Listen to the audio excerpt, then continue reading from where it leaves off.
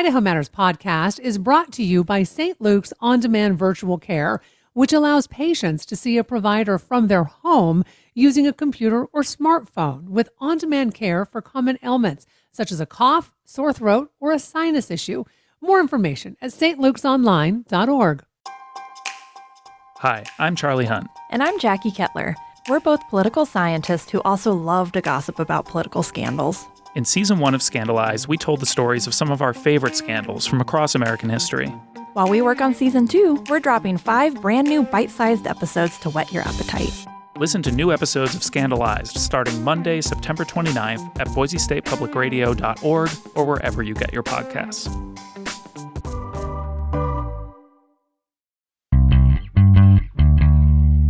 More Idaho Matters right now from the studios of Boise State Public Radio News. I'm Gemma Gaudette. The Boise Armory has had a long history. Its Art Deco design was crafted by some of the same architects who designed the Idaho Capitol, Boise High School, and parts of the old Penn. Now, to be sure, the Armory has seen better days. Wars came and went. The National Guard moved out. And since then, many plans have been proposed only to fizzle out. Meantime, the area surrounding the Armory has evolved into something special. So neighbors are now quite particular about what the Armory could become. Hardly anybody expected a church until River House Ministries came on the scene. So let's turn it over to our Morning Edition host, George Prentice, who takes a closer look at how members of River House swayed the Boise City Council in one evening this summer to share their vision. A little bit of Boise history was made in August, specifically the evening of August 12th, and history has everything to do with the subject. The Boise Armory. The latest chapter in its very long history was inked in the City Council chambers of Boise City Hall, again, on August the 12th. I really appreciate everybody who came and testified tonight. It wasn't the meeting that I was expecting it to be. That is Boise Councilman Jimmy Halliburton acknowledging that change was indeed overdue for the historic Armory, and proponents for that change had, changed Halliburton's mind. It's always nice as a council member when you hear things that help change your mind about what a space can be and what it can do for an area. Blueprint Boise, the city's roadmap of comprehensive planning, says the Armory is, quote, an important component of the city, adding its reactivation is a priority. First, a bit of history. Between the two world wars, a new armory was designed by Tordelet and Hummel, Boise-based architects who also designed the state capitol, parts of the old Penn, and Boise High School.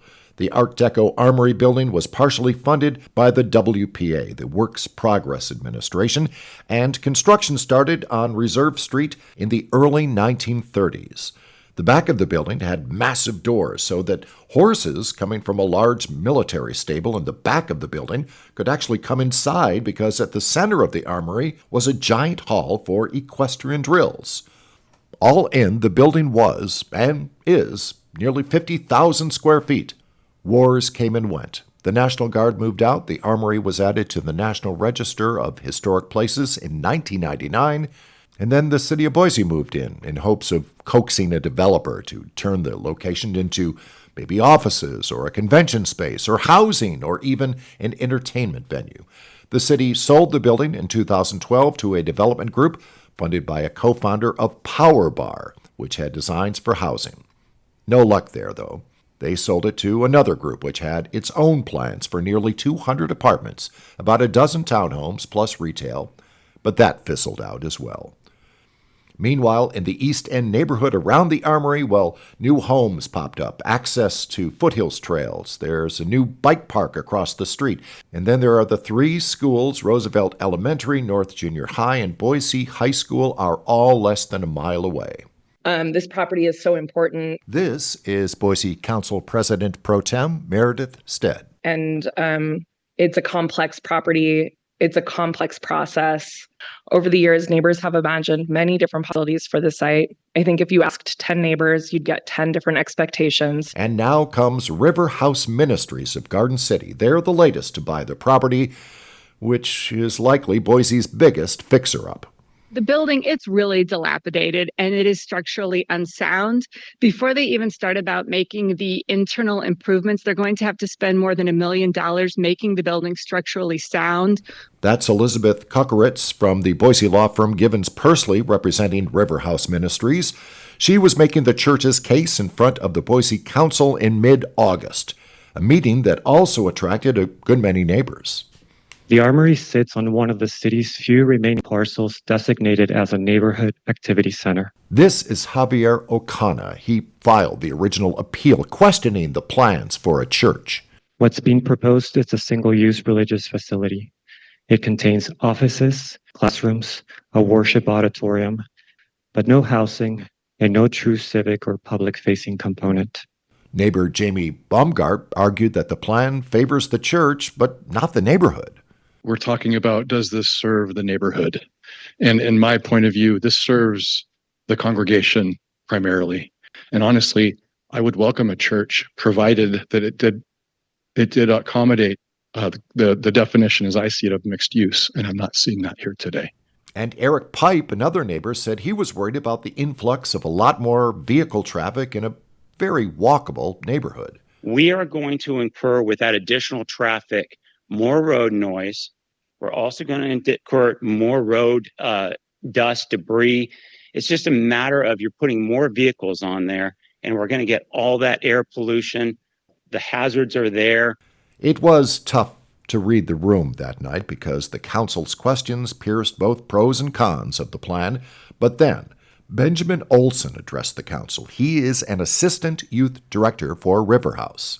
We want to host all kinds of groups in our building, from addiction recovery programs to after-school programming for youth. Our church has a heart for service to Boise's refugee and transient communities. I have a vibrant expectation that the East End will find River House as the best neighbor it could have asked for.